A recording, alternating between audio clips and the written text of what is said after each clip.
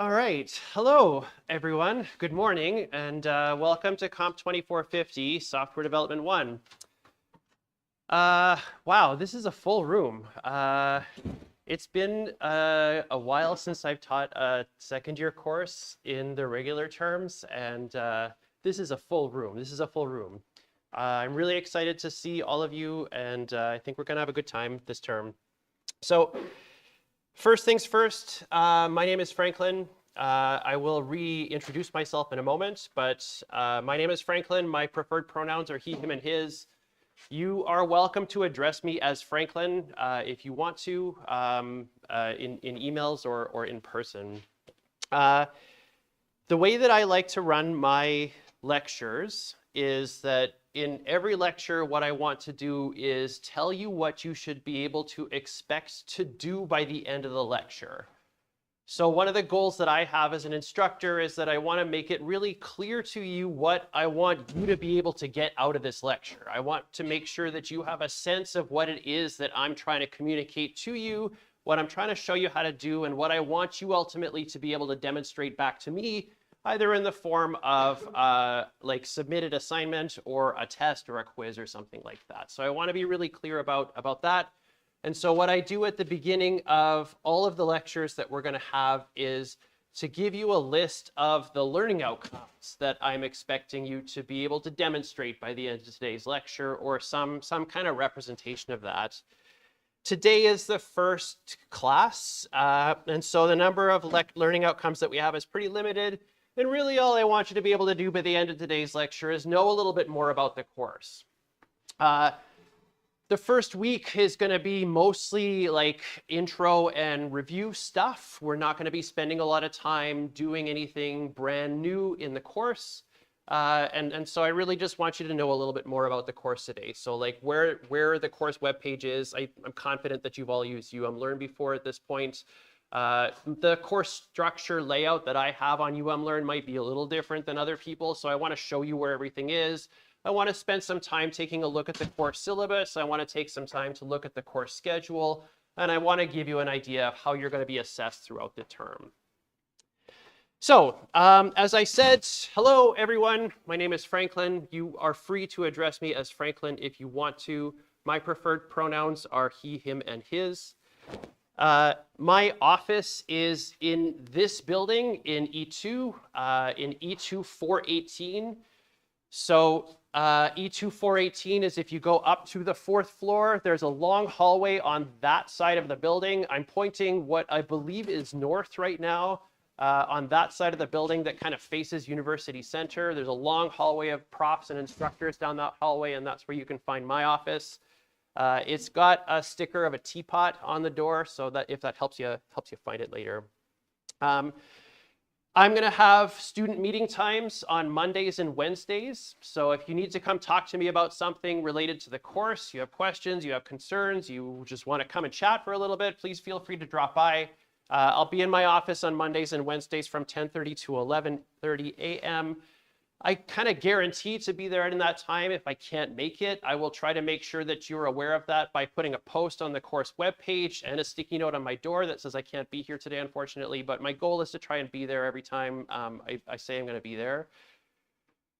I understand that those times don't necessarily work for everybody. So if you need to meet with me at some other time, I'm also happy to take appointments if you want to meet with me at some other time. I'm also happy to meet remotely with Zoom or something if you need to meet with me in a situation where one or both of us can't be on campus for some reason. This is my email address, franklin.bristow@umanitoba.ca. Please, if you are emailing me, make sure that you're using your U of M email address. I know that Gmail or Outlook on your phone makes it pretty easy to just switch between emails, and it's easy to use the wrong email address. But I want to basically make sure that I know who I'm talking to. So if you send me an email from your Gmail or something, I might just politely send an email back and say, please send this from your U of M email account. All right, so Comp 2450 is, to I think no surprise to anyone in this room, this is a new course. you are all going to be the first people to take this course. And so this course is going to be a little bit different than what we've done in the past in second year. So this is the course calendar description of this course. Real-world software development involves many different parts of computer science, software design, validation and verification, user interface design, computer security, and information management. This course introduces students to the elements of software development. In Comp 1010 and in Comp 1020, the primary focus there is on introductory programming. These are courses that are there to get you up to speed with like how to do basic programming. And then they also introduce some basic like theoretical computer science and some basic design stuff. But in Comp 1010 and Comp 1020, generally the goal is we want you to be able to program. We want you to be able to write software. We want you to be able to put something together and kind of get to the point of being able to start writing code. Computer science is not just programming. It's not just programming. Programming in computer science is a tool that you will use to accomplish lots of other stuff. And in this course, what I want to accomplish for us all is to start taking a look a little bit at what that other stuff is, what that other stuff in computer science is, within the constraints of this course itself. A lot of what we're going to be doing here in this course is kind of focusing on design of software and focusing on quality of software and trying to think about that from the perspective of other people than just ourselves. In Comp 1010 and Comp 1020, generally you write your assignment, you chuck it over the wall at a grader. The grader maybe gives you some feedback. You might look at that feedback, and then you move on with your life. But that doesn't really represent how software development works in the real world. When I assume all of you want to get a job after you're done this degree, yes? Yeah, many of you. Some of you will want to be here forever. Some of you will want to be here forever like me. I just got stuck here. I left for a little while and then I came back and then I'm just stuck here and it's 20 years later. Oh my God, what have I done with my life? I like to make this joke. I'm from Winnipeg. So I'm from Winnipeg. I was born here. I like to make the joke that I really haven't gone very far in life because I was actually born at the Victoria General Hospital, which is just like a little bit over that way. And so I'm here right now, and this is as far as I've gone in life. I've taken lots of stops along the way, but yeah, I haven't gone very far in life. I want us to focus on design and quality, and I want to really emphasize this idea of design. Again, in Comp 1020, you're given your assignments, and the goal really is just like, I got to get started on this thing, and I got to make sure that I finish it so that it solves the problem that's been given to me. But in a lot of cases, there's a lot more work that needs to go into software development when we get to the point of building something that's a little bit bigger and building stuff for other people. So what I want us to be able to do in this course, and the way that I want us to be able to accomplish taking a look at some of these other things in computer science, is that we're going to be focusing on designing and implementing a larger interactive text-based application. I'm going to talk about the way that we're going to be assessed in this course in just a little bit. But the way that one of the primary ways that we're going to be assessing you in this course is a term-long project. So it's not going to be just assignment, but instead we're going to have a project that you're going to be building upon throughout the entire term, leading to something that represents a larger, and I'm going to put air quotes on this, a larger text-based application. So this is something that we're going to be interacting with our keyboards. It's going to be bigger than one assignment that you might have done in 1020, but it's not going to be like real life, multi-person team style software development. This is going to be something that's scoped correctly for a single person to be able to do by the end of the term. Testing of software is something that you might have done in an ad hoc way in Comp 1020. You hit the run button in VS Code. You type in the text and you hope it doesn't crash. You really hope it doesn't crash. And if it does crash, you change the code and then you hit the run button and you try again. That is software testing. And don't get me wrong, we're going to have our fair share of that kind of software testing in this course. But I also want to start to formalize the idea of software testing. And I want us to get to the point of how do we write code to run our own code to evaluate its behavior? So I want to make sure that the code that I've written does what it says it's supposed to do. The very first part of our course is we're going to spend some time doing domain modeling. And this is an idea where we have an idea, we have a problem that we want to solve or an application that we want to build. How do we represent the data that's going to be managed in this application? What choices are we going to make to do that? And how are they going to affect the long-term development of my software? And one of the big goals that I have for us here is I really want us to think a little bit more broadly about software development and about the other kinds of people that are involved in software development. So I want us to kind of get out of our own heads. The software that we're building here, yeah, for this course, it is a means to an end to get a grade in this course, but ultimately software that we're building is like to help people do something. I want to help somebody else accomplish some task. So how do I start to think about how that other person is going to use my software? How do I start to think about how the software that I write is going to affect the broader world that we live in? And how can I make design choices? How can I actually take those ideas and kind of work that back toward the code that I'm writing to make sure that as I'm building this up, it's going to help that person solve that problem and it's not going to like pollute the hell out of the world that we're living in right now. So I'm going to put this up on the screen and I want to just let you read this for a moment. So I'm going to give you 10 seconds to take a look at this.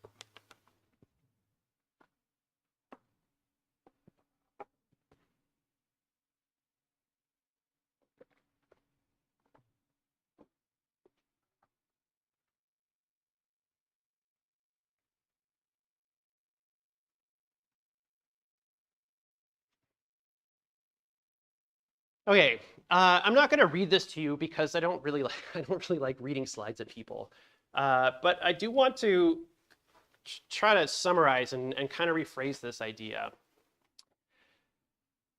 I think it's really important to recognize that the software that we're building affects and involves other people. And I think it's important for us to recognize that the software that we're building affects the bigger world that we live in.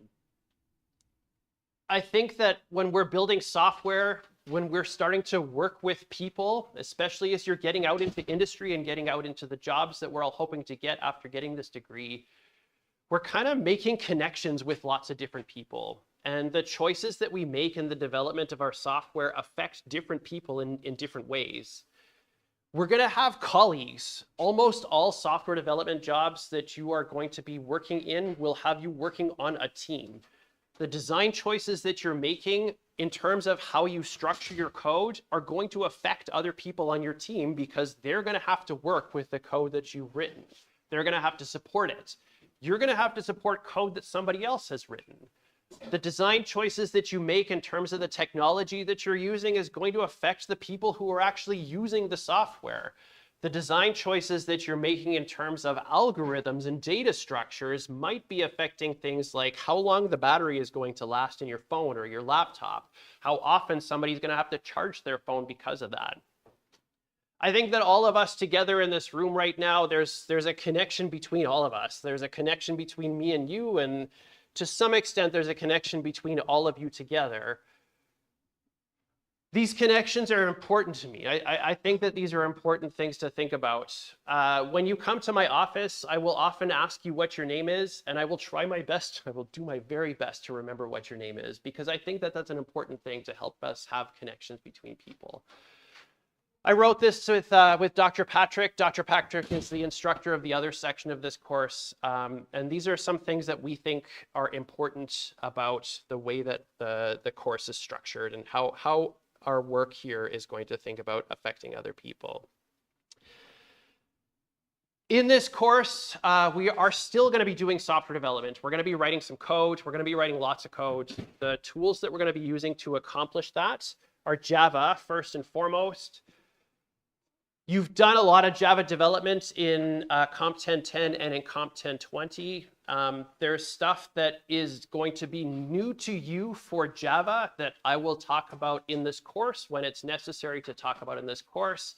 And there's stuff that you'll already have seen in Comp 1020 that I will review and kind of reintroduce to you to make sure that we're all on the same page here. But the programming language that we're going to be using in this course is Java.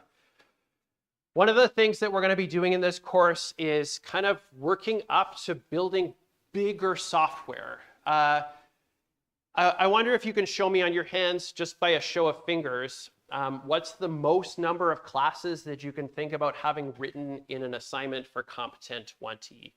So like 5 classes, 4 classes, 3, 2, 1, 10 classes.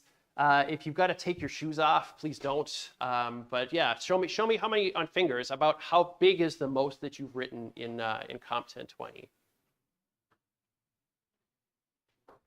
Oh God, Comp 1020 was so long ago. It's like 4 months ago.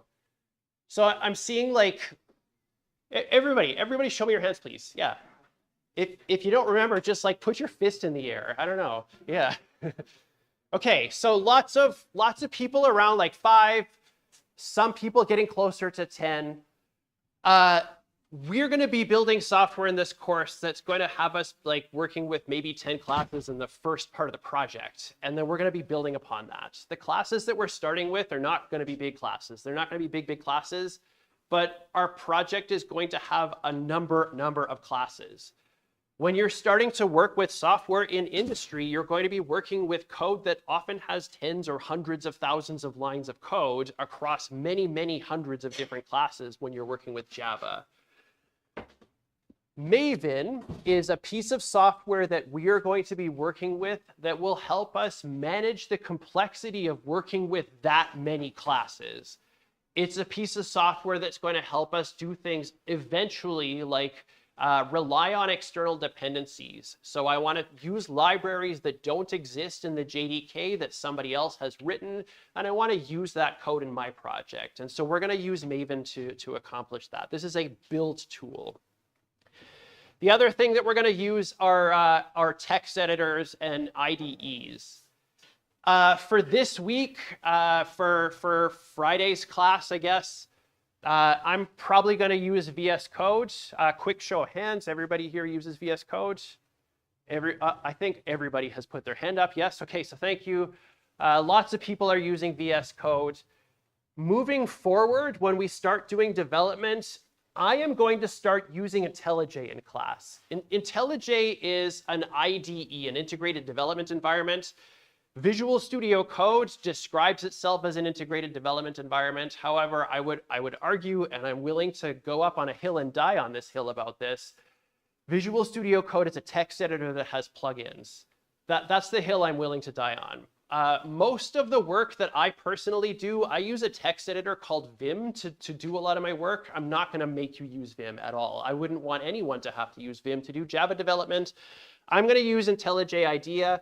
This is a free IDE. You don't have to pay anything for it. And in fact, as students, I believe you can get like the pro version of IntelliJ for free. I'm not going to use the pro version. I'm just going to use the free version, the community edition for this. Eclipse is another IDE that you can use, but I'm not going to use that because if I use that, it makes me look like an older person that I already know that I am. Let's take a look at the course webpage. So we're going to be using Learn for this course. There's lots of stuff that we've already got up on the course webpage. The first thing that you'll notice as you're logging in here is if you haven't already completed the blanket honesty declaration, this little to-do will show up. This will disappear once you do that. This is a checklist that you'll have to submit to make sure that you'll be able to submit coursework. So assignment folders that we're going to be putting up, will be hidden behind the blanket honesty declaration. So make sure you complete that checklist. For us, for section A01, we're going to have all of the lecture material posted up under lectures here, and then A01 Bristow. And I'm going to structure everything by weeks and lectures. So I try to organize everything to make sure that lecture 1 has all of lecture 1 stuff in it. Lecture 2 will have all of lecture 2 stuff in it. I'm going to pop over here to course resources.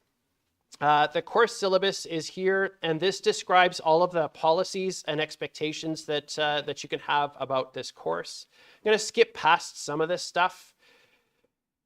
And I'm going to get down to here to detailed prerequisites and course goals. So the detailed prerequisites for this course are incredibly tiny. And so I'm going to open this in a new frame, and I'm going to make this a little bit bigger. I'm going to scroll down there again. And I'm going to politely ask the people at the back of the room, is that big enough for you? Just quick thumbs up if it is. Okay, awesome. Thank you. These are the lists of things that I am expecting you to be able to do upon entering this course. And what I've tried to do with this is give you a sense of where you should have seen those things. So most of these things are coming from Comp 1020. Comp 1020 is really the direct path into this course in terms of the prerequisite structure that this course has. There are some other things that are in a recommended prerequisite to this course, which is Comp 1002 and then Comp 1006. These two things are use version control software and use debugging strategies and tools to independently debug software. In Comp 1020, just quick thumbs up here. Did you do any kind of debugging stuff? Like, did your instructor show you how to use the debugger in VS Code? Okay. So with this, the link that you have here to Comp 1006, and I will show you this in a moment, the link to Comp 1006 here takes you to the textbook for Comp 1006. And it shows you kind of like what you could expect to have to do to use something like Visual Studio Code for debugging and other kinds of strategies that you use for that. I will almost certainly use a debugger in this class, so I will demonstrate the use of the debugger just because I'm not very good at programming and I have to use a debugger lots to help me with these programming things. But I want to make sure that you know that this resource is also available for you if you need to take a look at that. The other thing that you can do is version control is also listed here. This describes a version control software that's called Git. I am going to use version control software in this course for things like distributing code samples to you. So everything that I'm going to do, I'm going to put up in a version control repository. But I'm also going to make a direct link that has a web version of that version control repository. So you don't necessarily have to know how to use version control. But I'm going to demonstrate it, I'm going to use it, and that's how I'm going to share a lot of course stuff with you. With course goals, the course goals that we have are kind of what I've already said in the introduction to this course. So I'm just going to skip past this. There are no required textbooks for this course, but we have some recommended textbooks that you could take a look at if you want to. The first one is Introduction to Tools and Techniques in Computer Science. This is a free textbook that you're able to take a look at. That was what I just linked to a moment ago there. It gives you a lot of introductory stuff, and this is a textbook that we're using for the two courses, Comp 1002 and Comp 1006. The other two books that I'm going to recommend as just good books to have in your library if you're continuing along with software development in your career path are Clean Code and The Pragmatic Programmer.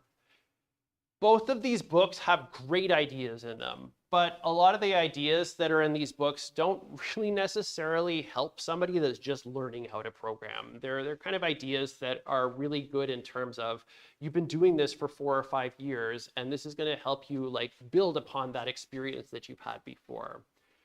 There are ideas in both of these books that we're going to be talking about in this class at an introductory level, but I think that both of these books are good books to have kind of in your library.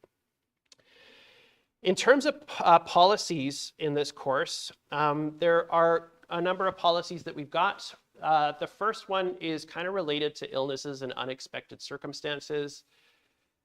I'm going to really politely ask that if you were feeling sick, please don't come to class. Please don't come to class if you're feeling sick. One of the things that I am doing, if you were in the room when the class started, you might have noticed me bring OBS up, is that I am live streaming these lectures on YouTube. So there, hello people on YouTube. I don't know if anybody's actually watching this today, but I'm streaming these videos right now live and in person, but they're also going to be available for you after class.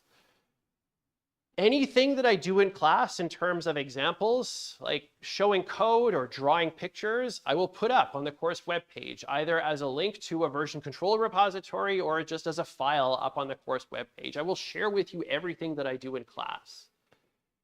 I'm politely asking you not to come to class if you're sick, because I want to make sure that, one, I mean, this is a big room. There are lots of people here. Let's not make other people sick. But also, please don't make me sick, because if I am feeling sick, I'm not going to come to class.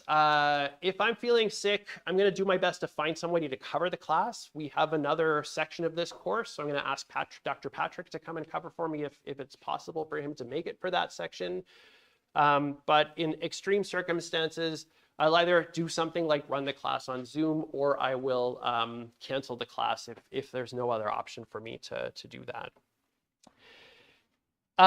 Again, I'm going to talk about the way that we're doing assessments in this course in a moment, but I want to bring to your attention that we've got some policies here related to illnesses, so missing something from the class that's required to be done in class.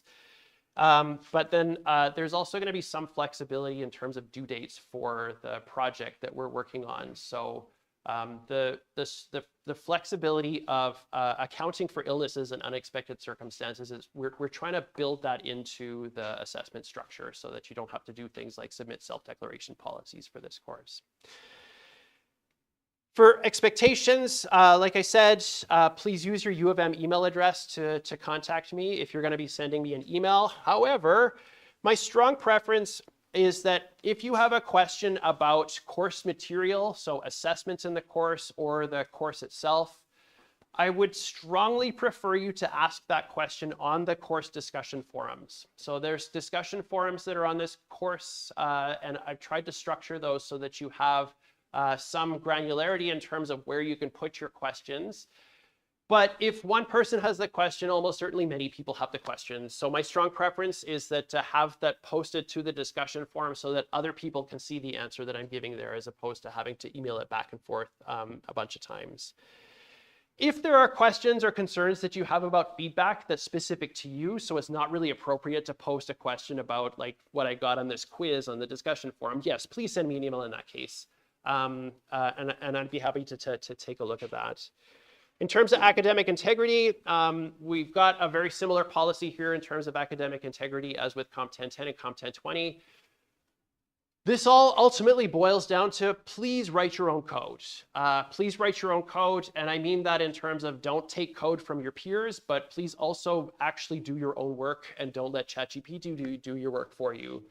Yeah, I think ChatGPT can probably do, or Claude or whatever, can probably do lots of the stuff that we're doing in this course, but what we're doing in this course is a means to an end so that we can actually verify that what ChatGPT and Claude are giving back to us actually makes sense and isn't a bunch of bullshit that ChatGPT and Claude often spit out.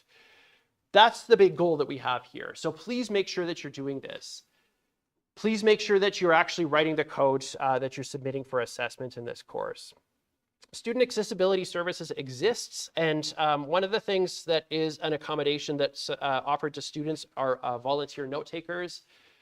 Again, I'm live streaming this on YouTube. I'm going to put everything up that I do in the class. However, there are some people that might need a little bit extra help in terms of having a written copy of what I've said in class or a summary of what I've said in class. If you are willing to help out with that, this is the course syllabus. You can find a link here to the SAS portal. And if you're already just taking notes anyway, you can submit those notes there and you can get a note put onto your transcript to say that you volunteered to help with that. Course material is copyright me and Dr. Patrick, me and or Dr. Patrick in this course. I'm going to really politely ask you not to take the stuff that I've published in this course and put it on Chegg or Coursera or whatever. Please respect my copyrights.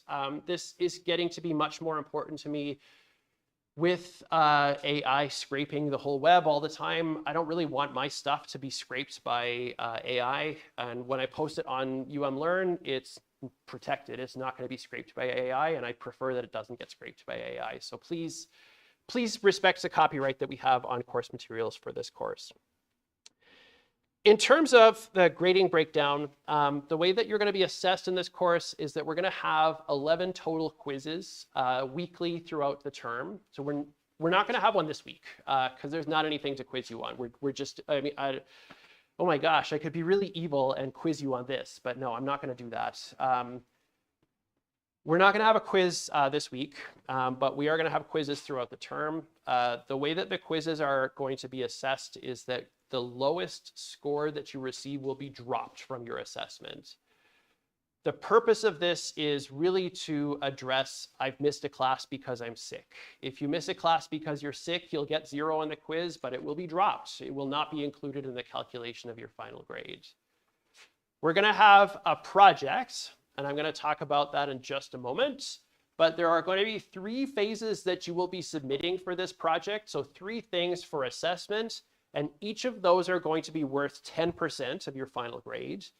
And then the final exam will be worth a total of 50% of your final grade. So we'll have a final exam that's scheduled by the registrar's office. The letter grade breakdown here, so mapping letter grades to numbers here is the standard one that we use in this department. However, there are a couple of things that we have as a requirement here. One is that you must earn a passing grade on the final exam to earn a final letter grade of C or higher. And the other is that you must earn a passing grade on the project to earn a final letter grade of C or higher. I want to talk about the project. I believe that this is a really important thing for us to have in this course, and it kind of changes the structure of the course. So I'm going to take a look at that.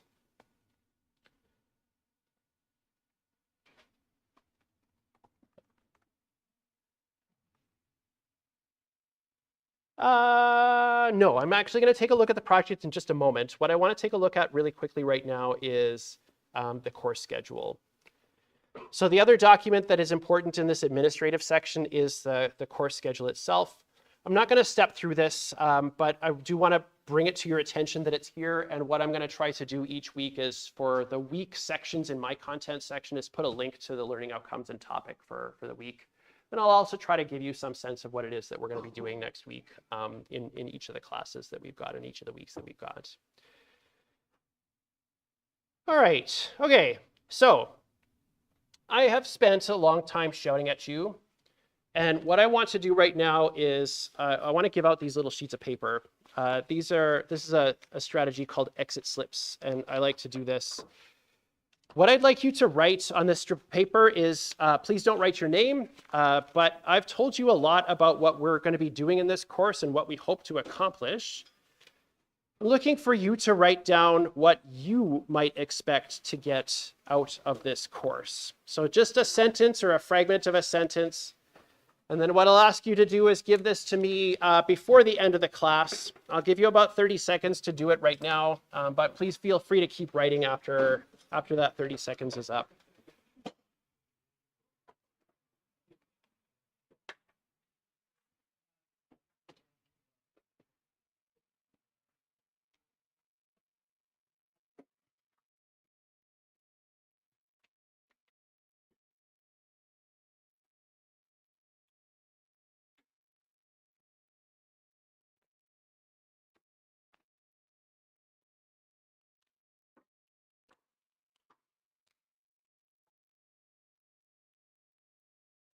Oh, perfect.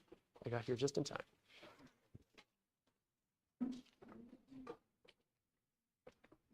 Awesome. Thank you.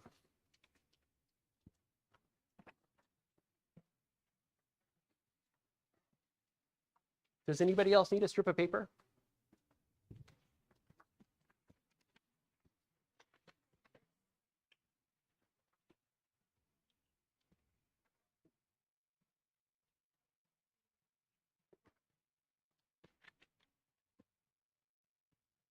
I know I'm getting to be an old person, but I find it a little funny that everybody has to kind of groan and pull a pencil out of their bag.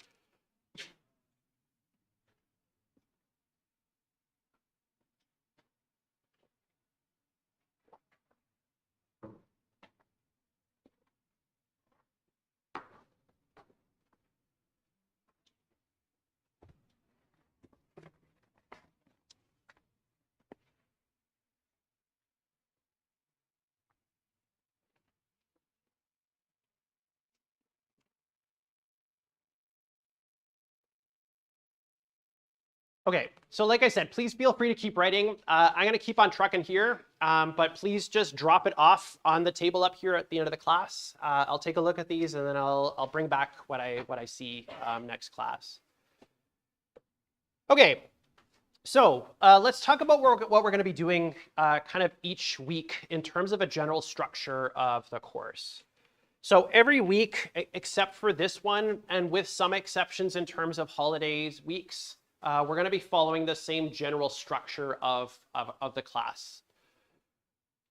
First, on Mondays and Wednesdays, we're going to have kind of like more traditional lecture and active learning sort of activities. What I will be doing on Mondays and Wednesdays is a lot of talking at you, less than what I'm doing today, because today is basically information dump about the course, but I'll be talking at you, describing to you how to accomplish something. I will be demonstrating things live and in person, and the idea in a lot of cases is that you'll be able to follow along if you want to, so also can typing stuff in on your own keyboards. I have a lot of things like informal quizzes, so like just Mentimeter surveys and that sort of thing that I try to build into my class to make sure that there's some level of engagement that's not just me reading slides aloud to you the whole time. So that's what we're going to do on Mondays and Wednesdays. On Fridays, in this section, so just to be clear, that's just this section. The other section is on Tuesdays and Thursdays, so this doesn't apply to that section.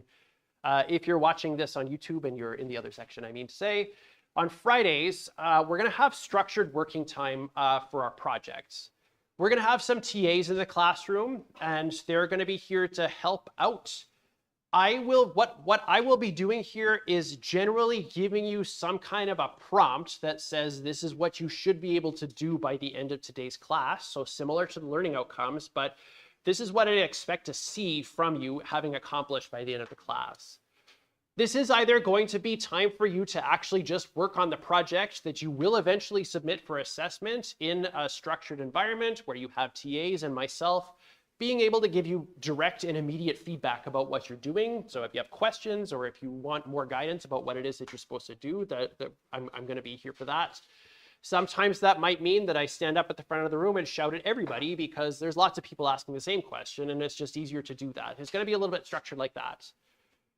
The other thing that we're going to have on Fridays, and again, this is kind of going to change a little bit based on weeks that have holidays and that sort of thing. The other thing we'll have on Fridays is a weekly quiz. This is the quiz that's in the assessment breakdown. The quizzes are going to be 10 minutes total time, but I will guarantee that they are quizzes that are designed for 5 minutes. The goal here is that I want to make sure that students who are registered with SAS don't have to worry about like hustling off to go to an SAS location to do the quiz. More than enough time to complete the quiz, and everybody will have access to that more than enough time to complete the quiz. This is going to be structured working time with support. I'm going to give you prompts, like I said, describing what you should be able to accomplish related to the weekly topic. And this is something where you should feel comfortable and free to work with other people in your class. You're also free to just work independently if you want to. The quizzes, yeah, oh man, I got ahead of myself here. The quizzes are meant to be completed independently, but they're all going to be designed to be completed in 5 minutes, but I'm going to give you 10 minutes at the end of the class on Fridays to be able to complete that. All right, so the project itself is the other major deliverable in this course, and that project is going to be something that we're going to be building upon throughout the term. In this course, what I'm going to give you is an option. Me and Dr. Patrick have built up a set of 3 project ideas. These are project ideas that are meant to be scoped correctly for a 2000 level course with enough kind of description and guidance about what it is that you're supposed to be able to do in this thing. The 3 ideas, they're not posted on the course webpage yet, but I will give you a preview of what the 3 ideas are. The first is a game. It's a variation of Battleship. It's not an exciting game, but it's a game. The second is a library, so like managing books, video games, cars, laptops, I don't know, whatever you want to represent in your own library. And the other one is going to be an activity tracker. So if you're familiar with software like Strava or Runkeeper, this is the other kind of software that we're kind of prescribing to you as an idea that you can choose from. You are welcome to choose from those three things. So you're not going to have to be forced to do a specific project that we're describing, but you'll have to be able to pick from one of those three things. You're going to be delivering this in phases throughout the term.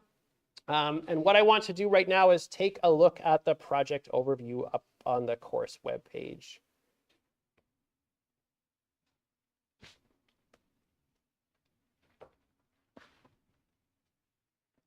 The three phases that we're going to be having you build throughout this course and submit for assessment include three different parts. I'll talk a lot more about each of these different parts as we get to this part of the course.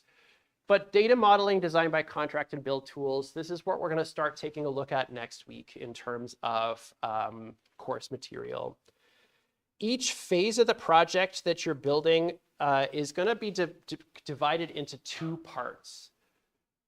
We really want to emphasize design in this course. We really want to emphasize the idea of taking the time to think about what we're going to build before we actually build it. And that is going to be something that we're assessing you on. So showing us that you've done some work to try to think about what it is that you're going to build before you do that thing. So in all of the phases that you're submitting for assessment, you're going to be submitting some design artifacts. So these are going to be either diagrams or written descriptions of what it is that you're going to accomplish. And then you're also going to be submitting an actual implementation of what it is that you have, what you've implemented that reflects the design that you've built up for each of those things. This is a project that we're going to be building throughout the term. So we're not just submitting this and then moving on to something different. We're submitting this and then continuing to work on the same thing. And so I want to call this to your attention, and I want to emphasize this throughout the term again. You're going to design something, and then you're going to realize that you need to change your design, and that is super okay. You're going to change something either because we've told you this is maybe not the best idea for the design that you put together. You're going to change something because you get to the next part and you realize, oh, I actually should have done it this way instead. That is super okay. That is how software development works. That's what we're going to be trying to strive for in this course, is it's okay to make changes to the stuff that you've got. This is going to be assessed in a way that is using something called mastery learning. The goal with this project is that I want you to be able to demonstrate to us all of the learning outcomes that are in this course throughout the phases of the project. And throughout the phases of the project, you're going to have to submit for assessment and then demonstrate to a certain level of competency your ability to demonstrate that learning outcome before you're allowed to submit the next part of it. So in other words, we want you to show that you've mastered the learning outcomes for phase 1 before you start working on phase 2 or before you submit phase 2 for assessment. Submissions related to mastery learning are that you are allowed to resubmit your work for further assessment. You may make a submission that doesn't meet the criteria for the minimum level of competency for phase 1, and that's okay. That's okay. We want you to make the changes that the grading staff are giving to you as feedback so that you can succeed at getting to that minimum level of competency for showing us the learning outcome, demonstrating the learning outcome to us. You're going to be allowed to resubmit your work. You'll be allowed to resubmit your work, and resubmitting your work means that your score may increase relative to what you've got, but you're going to have to resubmit your work until you have demonstrated that minimum level of competency of learning outcomes. I'm not going to dwell on this right now, but the way that resubmissions are going to be assessed is that the amount that you get as an increase for the more resubmissions diminishes as you make more resubmissions. The goal here is not to get 20 out of 20. The goal here is to get to that minimum level of competency and then move on with our life and start to do the next part of the project and continue to work with that. The project is meant to be submitted in phases. we do not have strict deadlines for when you submit the project phases. In the course schedule and in this document right here, and I will also tell you this verbally in class, these are when you should be able to submit it. These are the weeks when you should be able to submit the first phase, the second phase, and the third phase. Each of the weeks that we're suggesting here accounts for the turnaround time that the grading staff need to be able to give you feedback and measure whether or not you've gotten to that minimum level of competency for the project. But there's no hard deadline for phase 1 to be submitted on September 29th. It's not a due date. You should be able to submit it at this point. At that point in the course, I will have gone through all the course material that I plan to go through for those things, and you should be able to submit for assessment the work that you've done to demonstrate those learning outcomes. I want to make sure that you are aware of this. Is not a deadline, but you have some responsibility to make sure that you can actually submit all the phases of the project in the term. So there's some responsibility that you have to take in terms of accounting for. It's going to take maybe a week or two for your grading staff to give you some feedback about the project. But again, the deadlines are not firm. The one deadline that is firm is the last day of classes. We can't accept work after the last day of classes. It's just a university policy. We can't accept work after the last day of classes. So that is the one hard deadline that we have in this class. All right. So I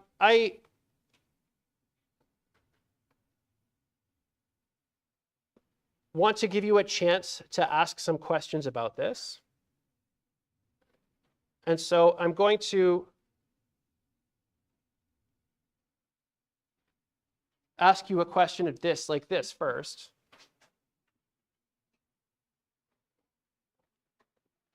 But I want to give you a chance to ask some questions about the project. So if you have questions about the project right now, I realize I just threw this all at you right now, and there's a lot to take in, but if you have any questions about the project, please feel free to raise your hand. But I will also switch off of this absurd question in a moment and put an open-ended Mentimeter. Yeah. So for a project, so I'm clear on it, assuming we're working within academic integrity and stuff like that, we're allowed to work with each other.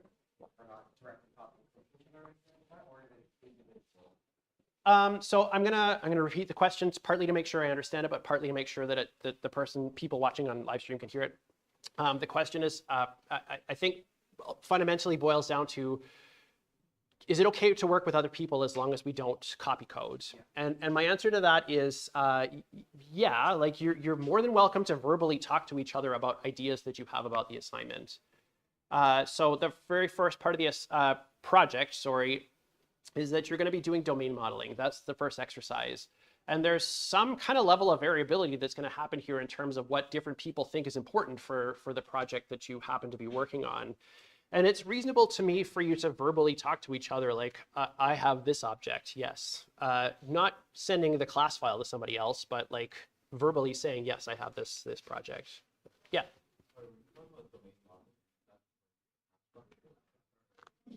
Yeah, so the question is about domain modeling and what it means.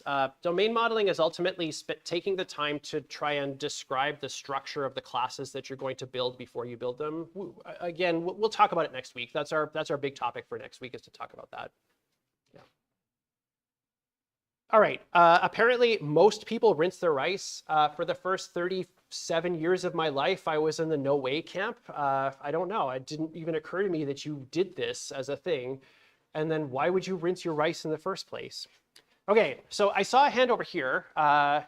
Yeah, I was just wondering, like, what's the user interface kind of going to look like for the library and like activity tracker product? That's a good question. The question is about the user interface. So these are all going to be text-based applications. So when you hit the run button in your editor, it's going to be like using Scanner and stuff for input. So you'll be typing stuff in. In Comp 2452, that's the course that comes after this one. That's where we're going to start doing graphical user interfaces. But for this course, we're limiting ourselves to just text-based interactions. What's your YouTube channel name? Can we hack? So I link to the live stream in every lecture, and if you click, I forget where it's located, but there's a circle that has an F on it that represents my channel. You can click on that. Can you hack it? Please don't. Will Maven extension on VS Code suffice? Yeah, it should work just fine if you want to use that. Is there anything you'd recommend as a small refresher for the prerequisites of this course? Come to class on Friday. That's what we're going to do on Friday. Is I want to spend some time doing like, this is what Java is and what you would have done in 1020. The project is going to be an individual submission, but it's something that you will be able to work together with in terms of talking to your peers. You don't need both IntelliJ and Eclipse. No, you just need IntelliJ if you're going to use it. But if you want to use one or the other, you might want to try them both and see what it looks like. All right, I will continue to answer these questions on Friday's class. Everyone's getting up because I am really bad at this, but you should be able to know more about the class right now. And that's it. I hope you have a great rest of your day, and I will see you all on Friday. Bye, everybody.